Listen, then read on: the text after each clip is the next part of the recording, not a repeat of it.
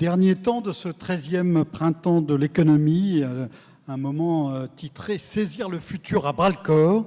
Nous allons avoir trois intervenants. Je vais d'abord donner la parole à Olivier Passet, qui est économiste et qui va nous faire une brillante synthèse de ces 4 journées. Je crois qu'il a assisté à tout. On peut le féliciter.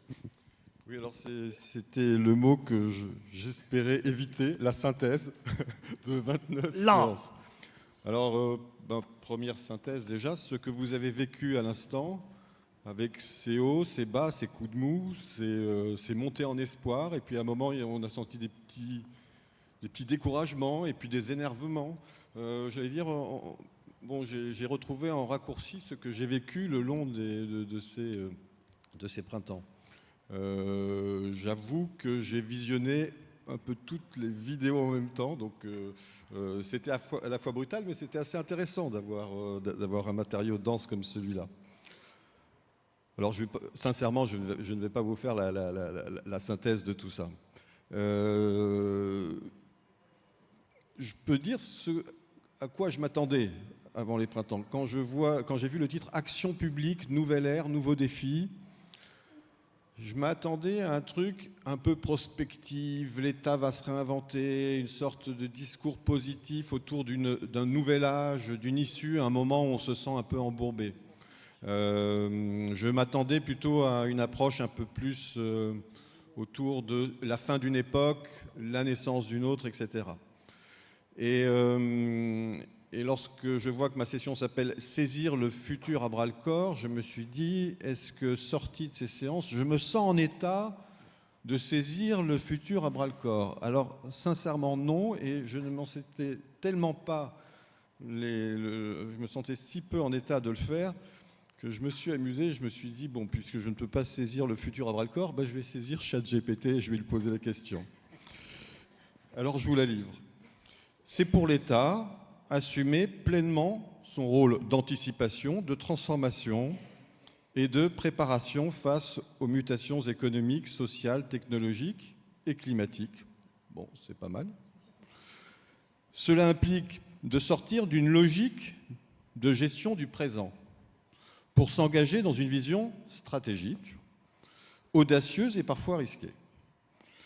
C'est aussi refuser l'impuissance organisée, et j'ai trouvé ça pas mal, et réarmer les instruments publics au service d'un projet collectif. Cela demande de mobiliser la puissance publique pour accompagner, réguler, mais aussi inventer. Voilà. Bon.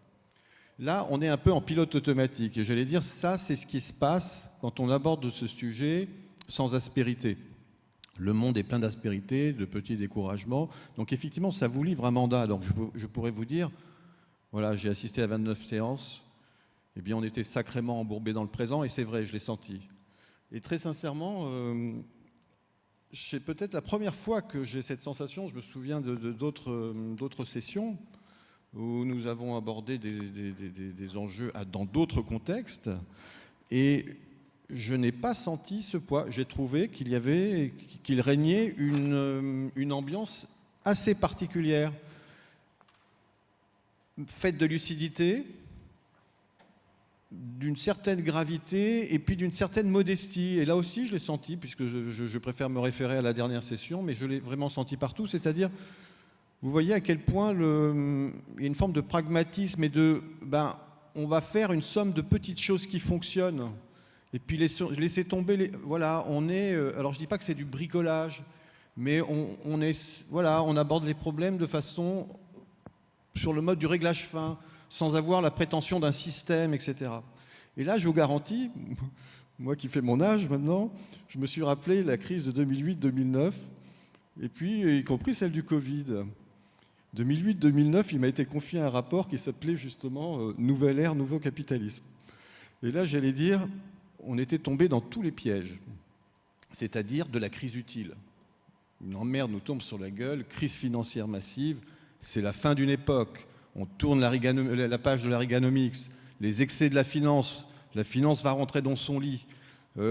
C'est quelque chose de grave qui nous désarçonnait. Hein. Je me souviens que lorsque j'ai assisté aux réunions qui renaissaient Tony Blair, Angela Merkel, etc., j'ai eu l'impression d'assister à un colloque des atterrés, où enfin, voilà, ils étaient là, vent debout contre les excès de la spéculation, de la finance, on allait mettre fin à tout ça. Donc je veux dire, normalement, chaque crise produit l'idée que voilà, ça va être utile, ça va faire surgir quelque chose. Et c'est pour ça que je suis tombé dans le piège de Nouvelle Ère. Voilà, je me suis dit, les temps sont moroses et c'est fait à ce titre. Et y compris la crise du Covid. On a ressorti le monde d'après. Cette fameuse formule, on l'avait sortie en 2008. Et le monde d'après, voilà, c'était un truc, on ne le définit même pas. Le monde d'après, c'est le truc en mieux et qui va laisser tomber un peu tout ce qui nous a emmerdés pendant des décennies. Voilà. Mais, et qui va tomber un peu comme par magie. Et donc, j'allais dire, à la fois, je pourrais vous dire, oui, le présent est très pesant et on n'a pas échappé, j'allais dire, je pourrais dire, oui, un peu un hors-sujet, parce qu'au fond, on a souvent confondu la réflexion sur l'État avec une réflexion sur les finances publiques. On était très tourné sur les que faire plutôt que comment faire. Les réflexions institutionnelles étaient présentes, mais pas toujours. Donc voilà. Bon, ça, c'était un premier constat. Ce climat, je ne sais pas si tout le monde l'a ressenti. En tout cas, voilà, j'ai senti un truc un peu particulier. Et je me suis dit, ben, le monde d'après, justement, il est en train d'éclore là. Et le monde d'après, c'est pas tout à fait celui qu'on espérait. C'est plutôt celui des rivalités exacerbées. C'est plutôt celui des guerres commerciales et des guerres conventionnelles aussi. Et puis, c'est aussi la sidération devant Trump. Et tout d'un coup, il y avait une sorte d'idée facile. L'État va reprendre un peu la main. Il y avait l'idée qu'on reviendrait un peu, si le système était en crise, alors on reviendrait un petit peu on retrouverait un peu les repères des 30 Glorieuses ou du Programme national de la résistance, quelque chose qui allait pacifier, un nouveau contrat social, un peu. Voilà. Et là, c'est pas du tout ce qui se passe. On a une sorte d'OPA du monde des affaires et qui est en train de s'abattre sur toutes les missions d'intérêt général. Et c'est très surprenant, c'est-à-dire là on voit effectivement, on arrive presque au point d'orgue de la Reaganomics, c'est-à-dire Reagan voulait affamer la bête pour l'affaiblir et petit à petit revenir en arrière sur un certain nombre de programmes, et puis là on a l'impression que la puissance, face aux menaces sociales, l'autorité revient et puis on prend en main sévèrement l'État, et puis ce qui nous emmerde, et notamment transition climatique, etc., tout ce qui nuit, bon, c'est très violent.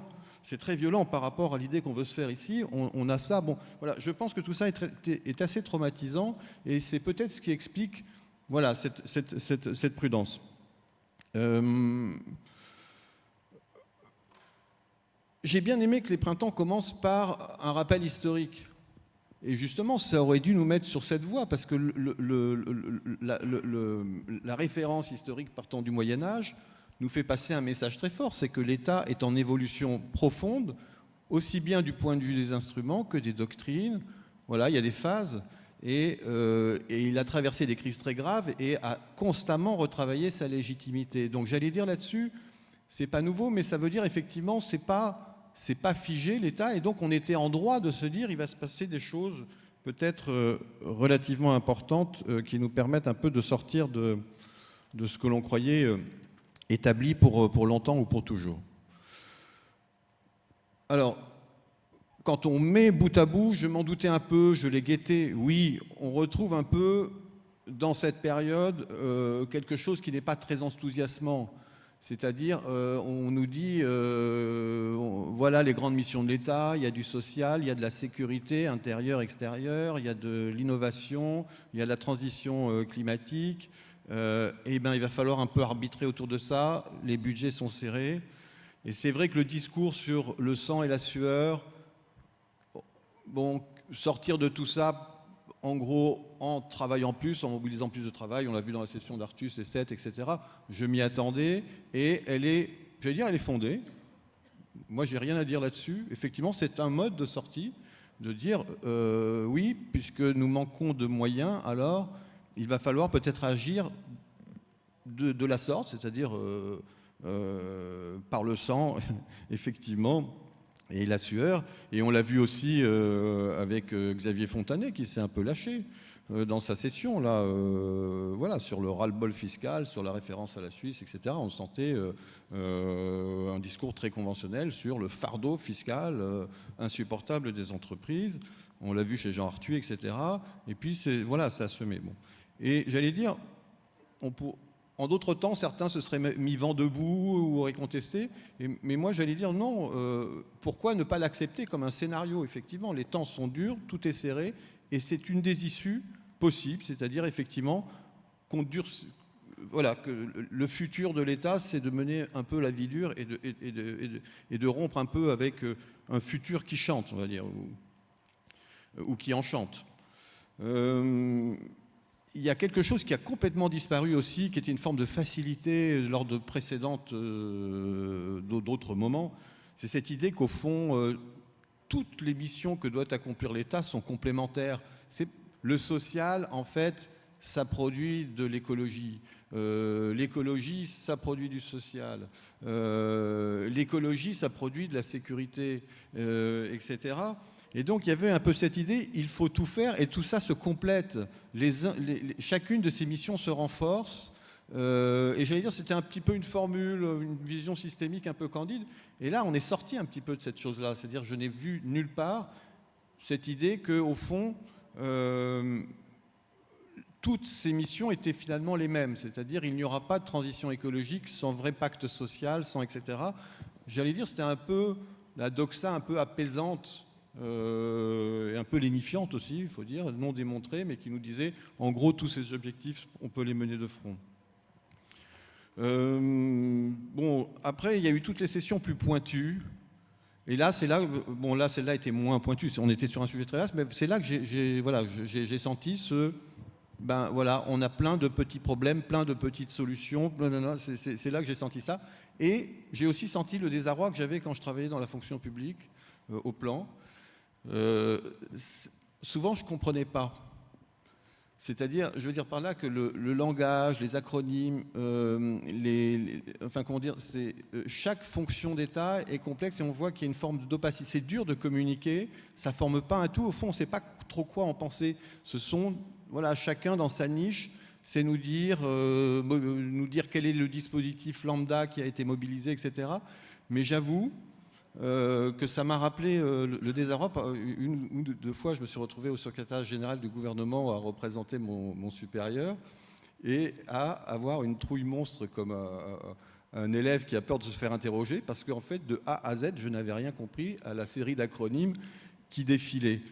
Et donc là, j'allais dire, ça aide pas non plus à réinventer l'État. C'est-à-dire, je me suis dit, il y a quand même, voilà, il y a un langage qui... et pourtant, je sentais que tout ça était très fin, très ciselé et très bien justifié, mais voilà, je restais un petit peu en dehors.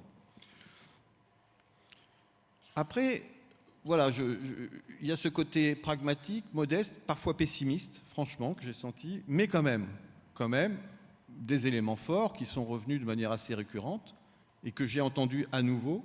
D'abord, les outils sont là. Et c'est de la formule, évidemment, Xavier est très fort, mais bon, voilà, son idée d'harmonie. Oui, ce n'est pas tant les outils qui nous manquent. Et à tous les niveaux, quand on parle Europe, quand on parle d'à peu près tous les sujets, financement, etc., on se rend compte que souvent, on a envie de réinventer ce qui existe déjà. Voilà, par exemple, on peut tenir des grands discours pour dire qu'il faudrait une institution publique qui va drainer l'épargne des ménages vers, etc. Bon, bah, il y a la Caisse des dépôts et consignations, il y a la Banque publique d'investissement, etc., etc. Donc j'allais dire, c'est pas là-dessus, mais en même temps c'est un peu sécurisant. Voilà, les outils sont là et c'est peut-être pas là-dessus qu'on doit se prendre la tête. Et d'ailleurs, ce qui nous permet de ne pas avoir une approche trop instrumentale du sujet, c'est quoi l'État. Donc on voit bien effectivement, c'est la manière dont on les utilise. Là, autre élément positif, donc, et qui fait la ressource de l'Europe, puisque la fiscalité, on a un peu épuisé ses potentialités, c'est de dire, bon voilà, il y a cette fameuse ressource d'épargne, c'est pas simple du tout à traiter, c'est pas quelque chose qu'on manipule. J'ai beaucoup travaillé sur ces sujets, le fameux fléchage de l'épargne, bon, c'est quelque chose qui ne marche pas si facilement, mais quand même. En tous les cas, c'est, bah oui, on est un peu coincé sur les impôts. Et là, ces sessions ont beaucoup insisté sur ce volet. J'allais dire, alors, une fois qu'on a dit ça, c'est-à-dire on a des outils, on a même une ressource, une épargne abondante, eh bien, on se rend compte qu'il nous manque l'essentiel, c'est-à-dire, et ça je l'ai ressenti beaucoup de fois, et c'est ce que j'ai toujours ressenti avec les plans Juncker, etc., et que Thomas Grébin a évoqué avec moi lors de ma session, et j'étais tout à fait d'accord. Il y a un petit côté, allez, on crée des fonds, on met des enveloppes, il y a un beau label dessus. Mais la connaissance intime de ce qu'on veut en faire, ce qu'on veut, le design véritable de ce que l'on veut produire derrière, des partenariats qu'on veut monter, de leur efficacité, etc. J'allais dire là-dessus, voilà, il y a un aspect com, et toujours ce truc qui est que l'Europe utilise les fameux effets de levier, c'est-à-dire à chaque fois on nous annonce des monceaux de milliards, et puis on se rend compte que, ah ben non, l'Europe met un petit peu, et puis le reste viendra des marchés, etc. Il y a ce petit côté entourloupe, mais surtout, cette chose-là, et là je l'ai senti, j'allais dire notre point faible par rapport à d'autres nations, celles qui fonctionnent, c'est pas tant ce qu'il faut faire, mais c'est ce qu'il faut faire vraiment. Et c'est là, donc je suis revenu, moi, dans mes sessions plusieurs fois sur, en fait, ce qu'on ne sait pas faire, c'est véritablement embarquer des acteurs. Et donc j'en ai parlé tout à l'heure. Vraiment, la session qui m'a fait le plus, qui m'a impressionné le plus, qui m'a fait marrer, et je vais radoter parce que j'en ai parlé ce matin, mais c'est la session qui a réuni un très grand patron, une chercheuse, et un haut fonctionnaire. Et là, c'était 3 silos. C'est-à-dire, c'était l'incommunicabilité totale. Et vous la regarderez, cette séance, elle est assez frappante. Et je me suis dit à ce moment-là, d'accord, j'ai les fonds, j'ai tout, mais en fait, l'art de travailler ensemble, ce que savent faire les États-Unis, comment ils font pour arriver... à créer des liens, à embarquer. Alors évidemment, ce sont des boîtes, des multinationales mondiales, etc., qui ont une hyperpuissance, mais quand même, en tous les cas, il y a un passage à l'acte. Et il y a quelque chose qui relève, qui est certainement, qui est à coup sûr d'ordre institutionnel, mais voilà, la capacité quand on regarde ce qu'a été notamment la politique de Biden, la politique de Biden est remarquablement précise.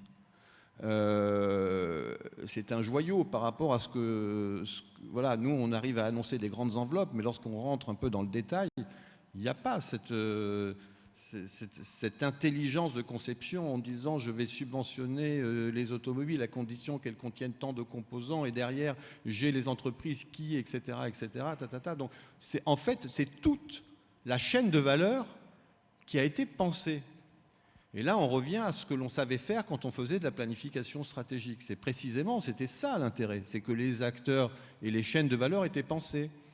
J'ai entendu ce mot-là, nous sommes les leaders de la transition écologique.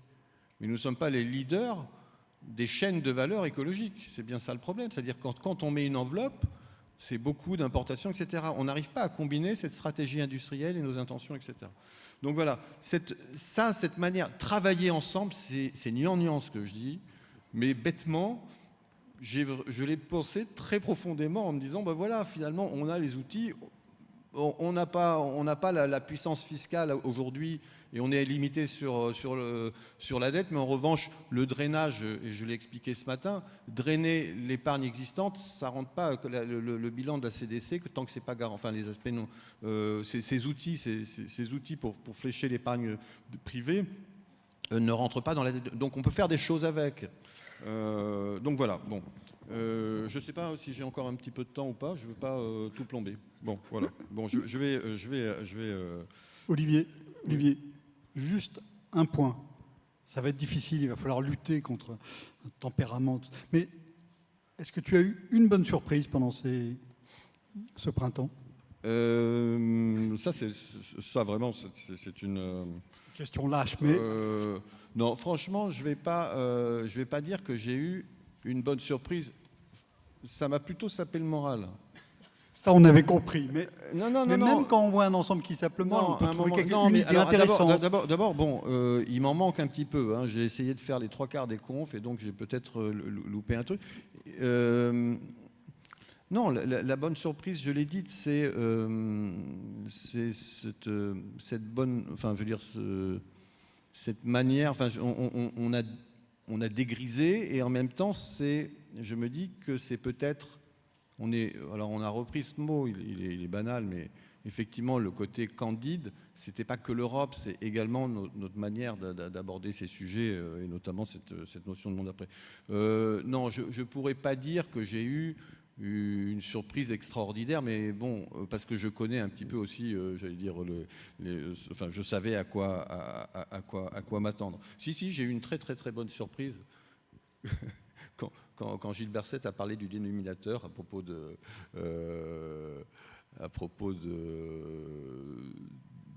non, il a abordé la question des prélèvements sociaux, ce que souvent, enfin, c'est un tout petit détail, mais j'ai trouvé très utile pour les étudiants qui nous écoutent, c'est de rappeler quand on fait un ratio et du taux de prélèvement social en France, on regarde que le numérateur et on oublie que si on avait une base et un PIB plus développé, finalement la France serait à peu près dans le rang, et qu'il faut vraiment se poser la question de notre déficit non pas financier, mais notre déficit de base productive.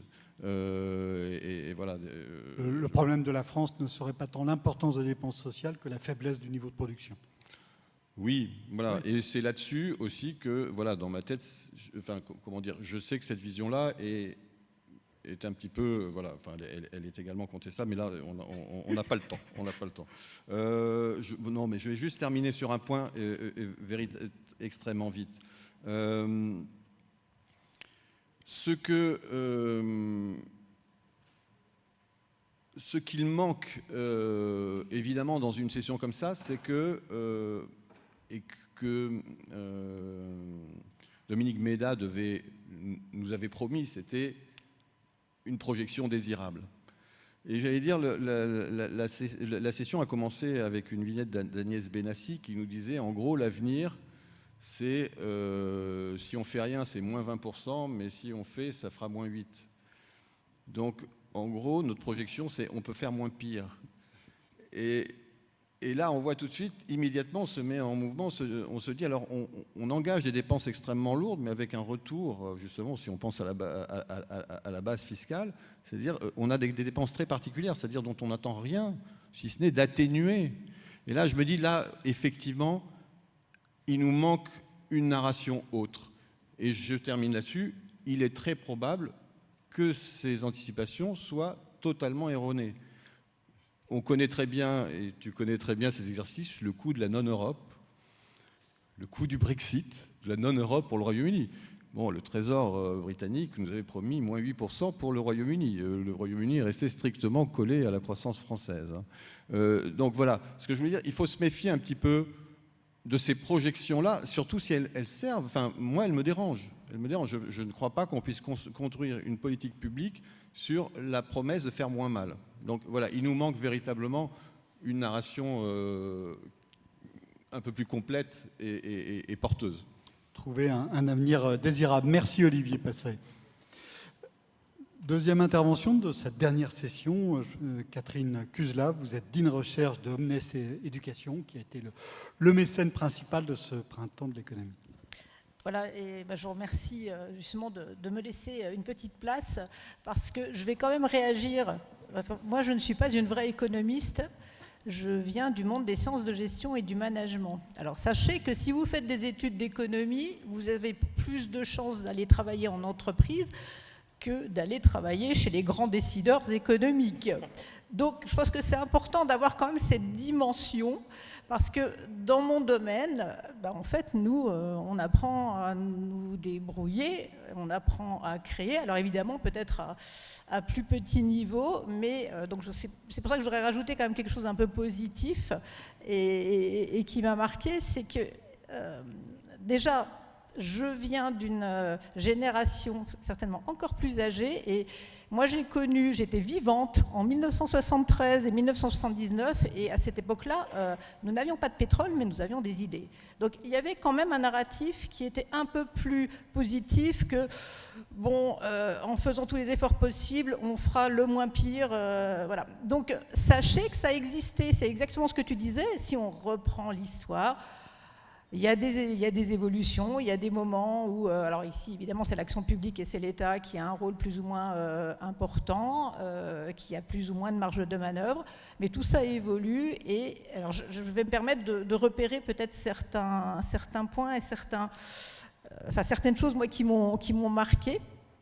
Alors j'ai bien compris que oui, vieillissement de la population, problème de santé, problème d'industrialisation, on n'arrive plus à industrialiser, mais venez nous voir, nous les gestionnaires, on sait, bon, on faisait ça au plan, mais nous on sait vous décomposer des chaînes de valeur. Alors après, il faudra peut-être trouver d'autres modalités de financement, il faudra peut-être s'y prendre différemment, mais on peut imaginer et on peut essayer, voilà. Bon, transition environnementale, une géopolitique difficile, et effectivement, moi j'ai bien retenu ce que tu as dit aussi, c'est qu'on n'est plus sur ce discours mou, on peut tout faire, oui, on commence à apporter la notion de priorisation et de choix. Et c'est là où on est un petit peu timide, parce que évidemment, tout choix va décevoir ceux qui n'en font pas partie. Voilà. Donc ça, c'est important aussi. Et sachez aussi que finalement, quand on fait de l'économie au niveau de l'entreprise, on est toujours en train de faire des choix. Finalement, est-ce que je vais passer de mon argent en communication marketing ou non? Il vaudrait peut-être mieux que j'améliore le bien-être des salariés. Et en fait, nous, on a l'habitude d'être toujours en environnement contraint. Alors évidemment, ce n'est pas transposable, problème d'échelle, mais on peut peut-être quand même un petit peu aller voir. Ceci dit, sur ce qui nous concerne aujourd'hui sur l'action publique, moi j'ai retenu trois points.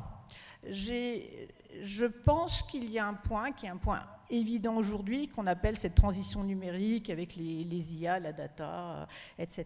Et évidemment, tous les acteurs de l'action publique sont face à ça, et vont finalement faire émerger un ensemble d'infrastructures numériques. Mais il y a une part des infrastructures numériques qui existent déjà.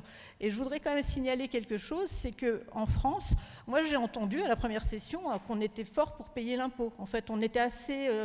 on admet, en fait, on accepte de payer l'impôt. Nous allons à l'hôpital aussi.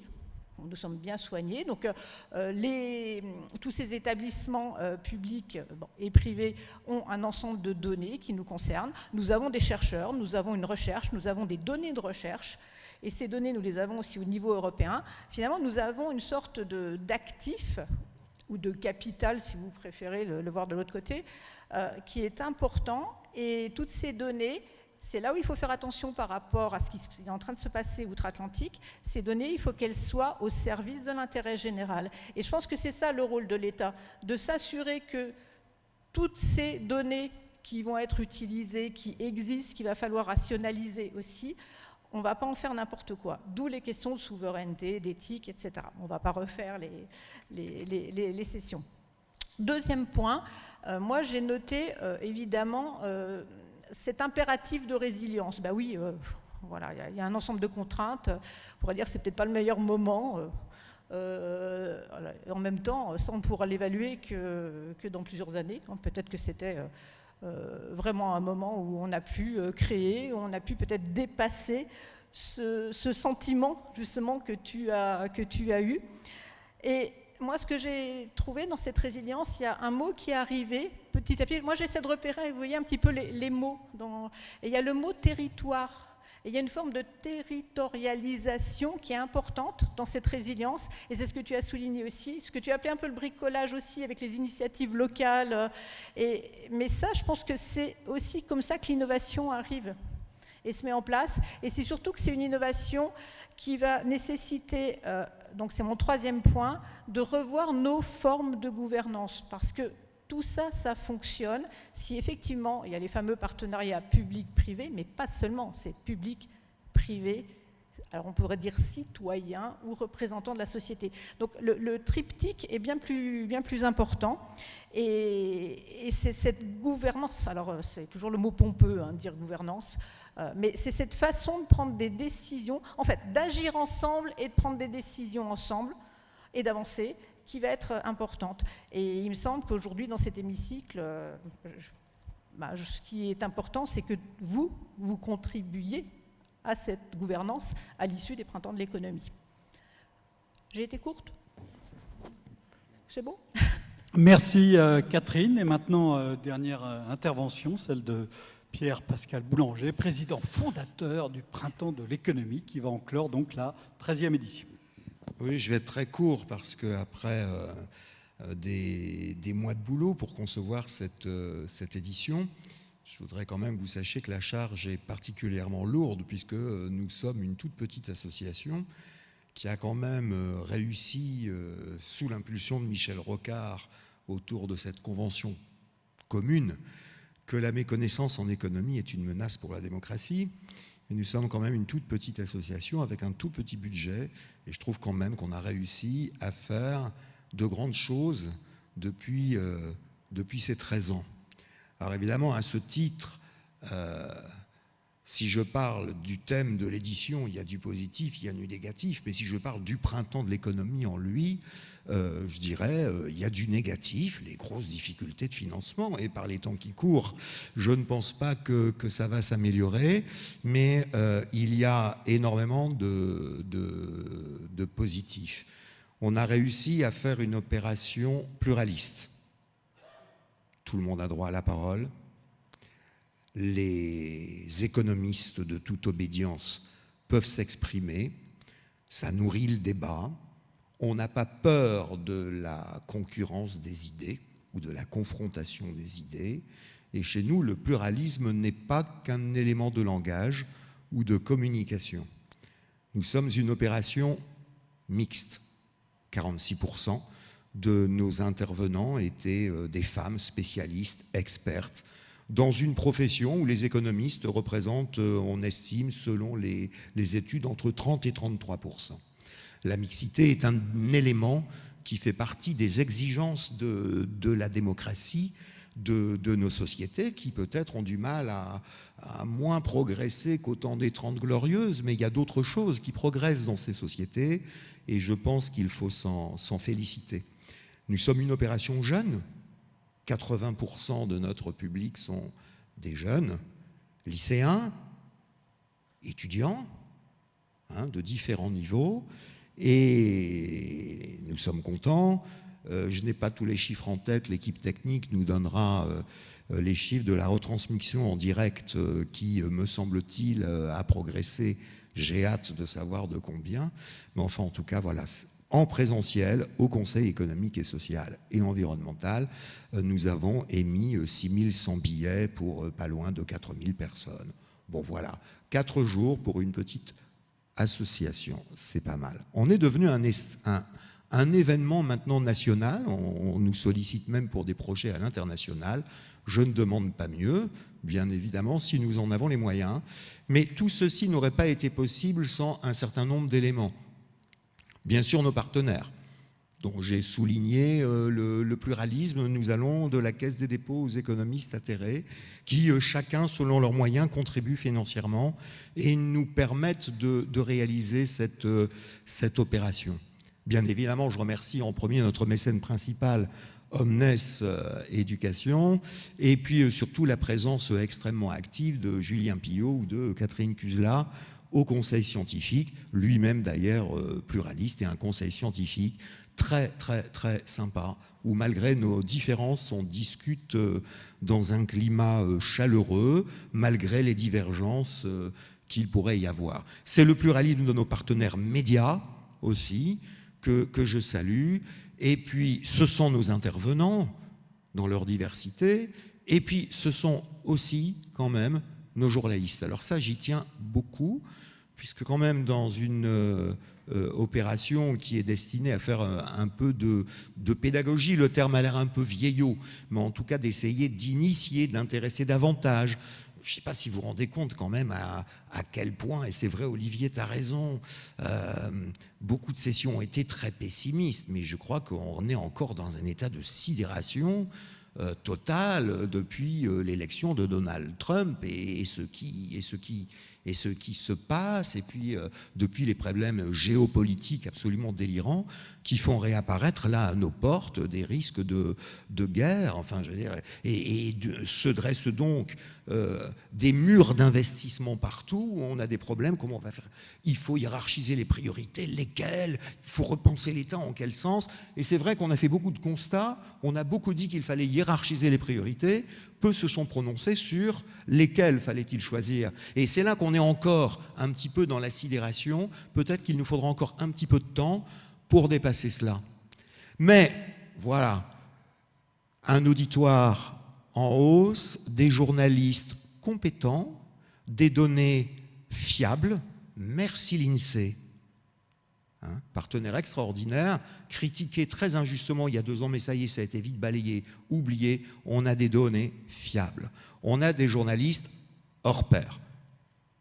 On a des politiques critiquables, mais franchement, avouez que quand on voit ce qui se passe aux États-Unis et ce qui se profile, mais on vit dans un paradis d'une certaine manière.